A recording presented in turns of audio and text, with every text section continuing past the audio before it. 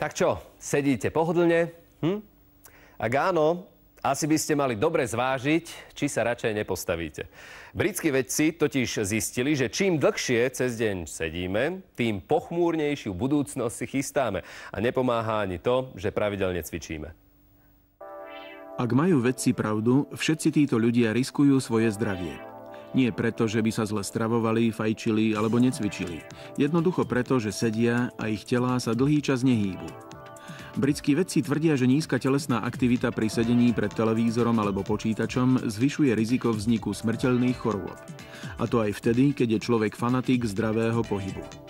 Úžitok z telesnej aktivity v posilňovni alebo pri športovaní jednoducho nevyváži negatívny efekt dlhodobého sedenia. Podľa vedcov sme sa stali sedavou spoločnosťou. Mozgy si stimulujeme množstvom elektronických zázrakov, no s telami nerobíme takmer nič. Aj preto sa britská vláda teraz radí s expertmi, ako obmedziť sedenie aspoň u detí. Ak počas dňa príliš dlho sedíte, postupne si zvyšujete riziko srdcových ochorení, cukrovky, obezity a do istej miery aj rakoviny. Na základe výskumu, ktorý sme robili na našej univerzite, môžeme tvrdiť, že čím viac času strávite pred monitorom, tým je vyššie riziko, že v nasledujúcich 5 rokoch dostanete infarkt. Týka sa to tzv. Obrazovkového prostredia, v ktorom ľudia sedia pri počítačoch. Doteraz sa vplyv nízkej telesnej aktivity na ľudské telo podceňoval alebo dokonca ignoroval. Mnohé súčasné zamestnania si však priam vyžadujú sedenie. Ľudia by mali urobiť všetko preto, aby čas sedenia skrátili na minimum. Teraz robím to, čo väčšina ľudí so sedavým zamestnaním. Sadnem si, telefonujem, čítam, píšem, používam počítač. Miera môjho energetického výdaja je pod 1,5 a to je zle. Teraz sa jednoducho postavím a niektoré úlohy budem robiť postojačky. Okamžite to prináša výrazný úžitok. Moja miera energetického výdaja stúpa na 1,7, možno 2.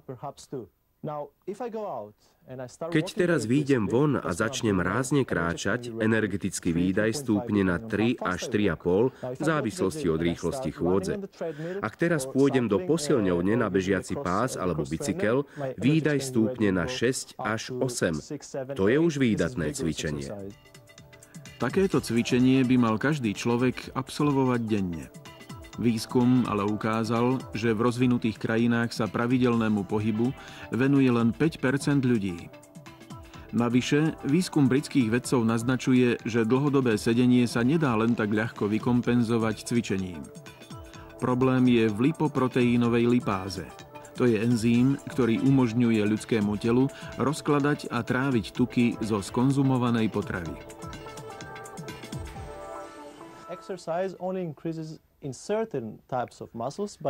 Cvičenie zvyšuje obsah lipoproteínovej lipázy v niektorých svaloch o 5 až 10%.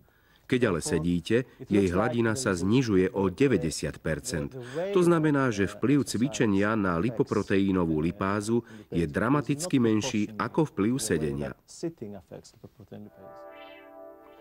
To ale neznamená, že by sme nemali cvičiť vôbec.